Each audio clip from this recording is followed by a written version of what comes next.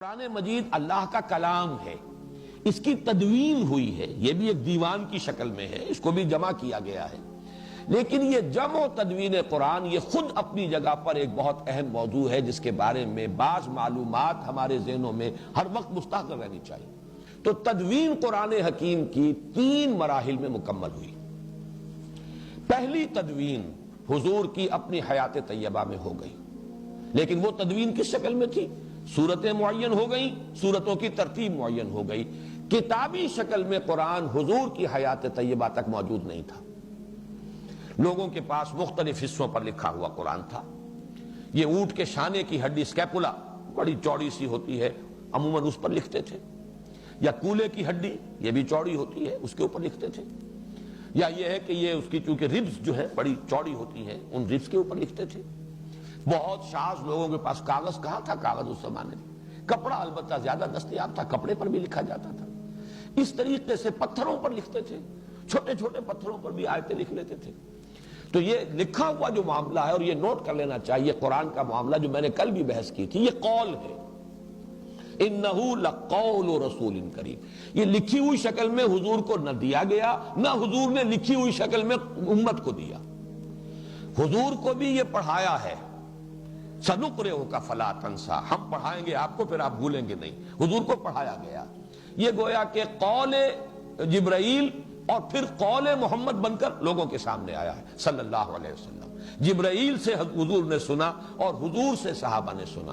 تو اصل میں تو قرآن کی بنیاد جو ہے وہ پڑھی جانے والی شے ہے، یہ لکھی جانے والی شے اصلاً نہیں تھی، لکھی گئی ہے، حضور کے زمانے میں لکھی گئی ہے، اور حضور نے اسی لیے یہ حکم بھی دے دیا تھا، لا تکتبوا عنی الا القرآن، احادیث کو منع کیا تھا کہ میری باتوں کو ابھی مت لکھو، گڑبڑ ہو جائے گا کہیں، قرآن مجید ہی کو لکھو صرف۔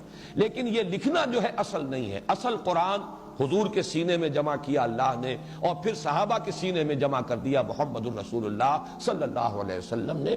وہ منہ سے منہ کو گیا ہے، قول سے قول کی شکل میں گیا ہے، لوگوں نے سیکھا ہے حضور کے دہن مبارک سے۔ اِنَّهُ لَقَوْلُ رَسُولٍ کریم، جس پر میں کل گفتگو کر چکا ہوں۔ بہرحال لکھا ہوا قرآن بھی تھا، لیکن کتابی شکل میں نہیں، جمع شدہ شکل میں نہیں۔ جمع شدہ شکل میں صرف سینوں میں تھا، حفاظ کو یاد تھا، انہیں یاد تھا قرآن اس ترتیب کے ساتھ ہے۔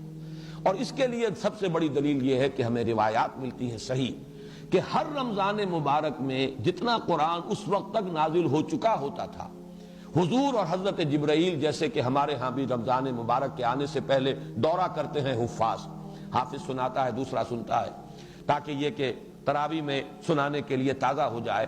تو رمضان مبارک میں حضور اور حضرت جبرائیل مذاکرہ کرتے تھے، قرآن مجید کا دورہ ہوتا تھا قرآن کا۔ اور آخری رمضان مبارک جو آپ کی حیات طیبہ کا ہے، اس میں پورے قرآن کا 2 مرتبہ دورہ کیا ہے محمد الرسول اللہ صلی اللہ علیہ وسلم نے حضرت جبرائیل سے۔ تو ظاہر بات ہے ترتیب تو تھی، تدوین ہو چکی تھی، لیکن وہ کتابی شکل میں نہیں تھی، وہ سینوں کے اندر محفوظ تھی ترتیب۔ ویسے لکھی ہوئی مختلف صورتیں، مختلف آیتیں لوگوں کے پاس مختلف چیزوں پر موجود تھیں۔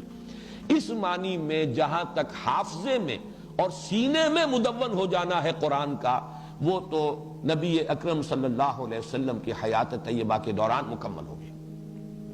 دوسرا مرحلہ آیا ہے اس کا حضرت ابوبکر رضی اللہ تعالیٰ عنہ کے عہد خلافت میں، جب جنگیں ہوئی ہیں مرتدین سے اور مانعین زکوٰۃ سے، اور جنگ یمامہ میں تو بہت بڑی تعداد میں صحابہ شہید ہوئے ہیں، بہت بڑی جنگ تھی، خوریس جنگ تھی، اور اس میں بڑی کثیر تعداد میں حفاظ قرآن شہید ہو گئے۔ اب ایک تشویش پیدا ہوئی کہ اس قرآن کو اب جمع کر لینا چاہیے کتابی شکل کے اندر، ما بین الدفتین یا دفتیین، اس کو جمع کر لینا چاہیے۔ اس پر پھر حضرت عمر کے دل میں سب سے پہلے یہ خیال آیا۔ حضرت عمر نے حضرت ابوبکر سے کہا، وہ بڑے متردد رہے، میں کیسے کروں، جو کام حضور نے نہیں کیا وہ میں کیسے کروں؟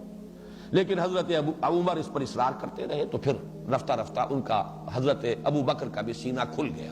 انہوں نے فرمایا کہ ہاں اب تمہاری اس بات کے لیے میرا سینہ کھل گیا ہے، اللہ نے میرے سینے کو کشادہ کر دیا۔ اس کے بعد اب جن صحابہ پر یہ بوجھ ڈالا کہ حضرت زید بن ثابت جو حضور کے زمانے میں بھی کاتب وحی تھے، لکھتے تھے، چند آپ کے صحابہ تھے کہ جو خاص اس کام کے اوپر مامور بھی تھے، وحی آتی تھی تو وہ لکھتے تھے، اور ان میں حضرت زید بن ثابت جو ہیں بہت معروف ہیں۔